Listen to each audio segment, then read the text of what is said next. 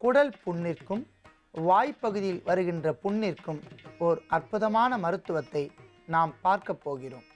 அன்பான நேயர்களே, peptic ulcer என்று சொல்லக்கூடிய குடல் புண் நாளடைவில் பல்வேறு வகையான நோய்களுக்கு இடம் கொடுக்கக்கூடிய ஒரு ஆரம்ப கட்ட நோயின் அறிகுறியாக தெரிய வரும். குடல் புண் வருவதற்கான காரணங்களை முதலில் நாம் தெரிந்து கொள்ளலாம்.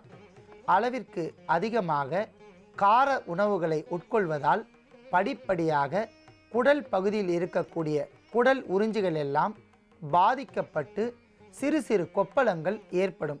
நாளடைவில் அந்த கொப்பளங்கள் வெடித்து அங்கு இருக்கக்கூடிய ரணமும் சீழும் அதிகரித்து வயிற்று பகுதியில் புண்கள் ஏற்படும். இவற்றால் அங்கு சுரப்பிகளிலிருந்து திரவங்கள் சுரந்து குடல் பகுதியில் இருக்கக்கூடிய எல்லா உறுப்புகளையுமே அரிக்க ஆரம்பித்து விடும். இவற்றால் குடல் புண் உருவாகின்றது. அடுத்ததாக, அளவிற்கு அதிகமாக தீய பழக்கத்தால் நமது உடலில் நச்சுத்தன்மை சேர்வதால் குடல் புண் உருவாகின்றன. அன்பான நேயர்களே, குடல் புண் உருவாவதற்கான காரணங்களை நாம் தெரிந்து கொண்டோம். அடுத்ததாக அதை தணிப்பதற்கான காரணங்களை நாம் தெரிந்து கொள்ளலாம். தினந்தோறும் மணத்தக்காளி என்கிற அற்புதமான மூலிகையை உணவாக சேர்த்து வந்தால் குடல் புண் படிப்படியாக ஆறிவிடும்.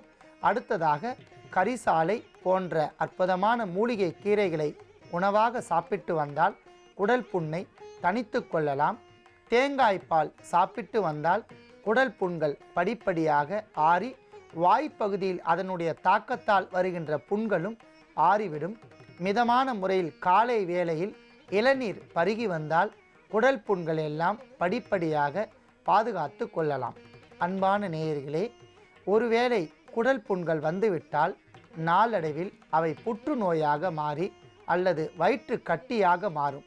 மிக எளிமையான முறையில் நாம் அந்த நோய்க்கு ஒரு மருத்துவத்தை இப்பொழுது காணலாம். அதற்காக இன்று நாம் எடுத்துக்கொண்ட அற்புதமான ஒரு மூலிகை மாசிக்காய்.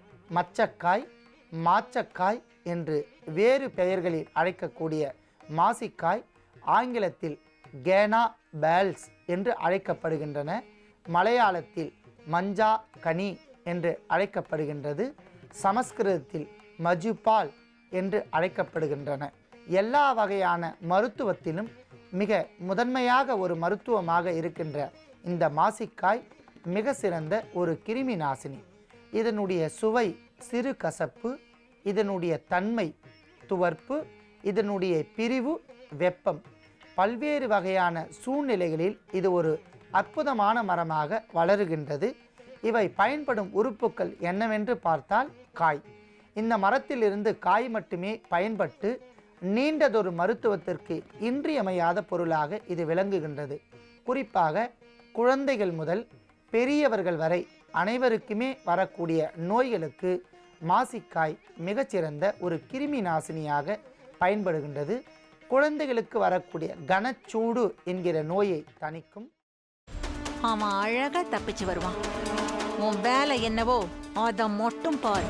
புதக்குழியா இருக்கிற பாதைக்கு போக வேண்டாம்னு சொல்றேன், நீங்க கேட்க மாட்டேங்கிறீங்களே.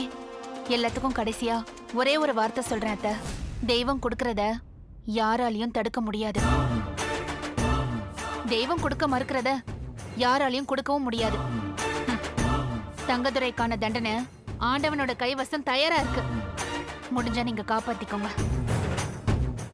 பிரியாணி பாத்திரத்தில் நெய், கடலை எண்ணெய், பட்டை, மராட்டி மொட்டு, கல்பாசி, ஏலக்காய், பிரியாணி இலை, வெங்காயம், பூண்டு, முந்திரி, பிரியாணி மசாலா, தக்காளி, கல் உப்பு, மஞ்சள் தூள், கொத்தமல்லி, புதினா சேர்த்து நன்கு வதக்கவும்.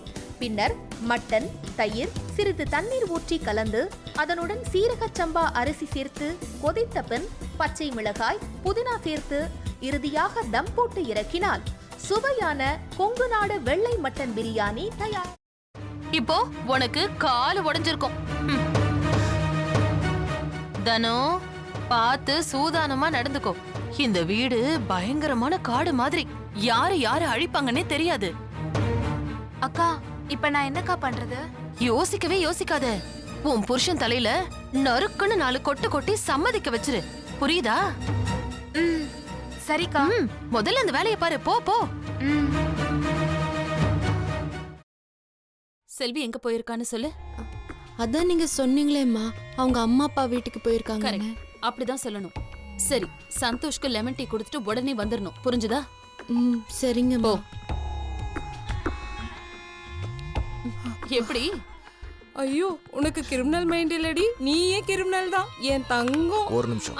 இதோ வரேங்க. நல்ல லூசு குடும்பம்டாது, என்ன சொன்னாலும் நம்புதுங்க.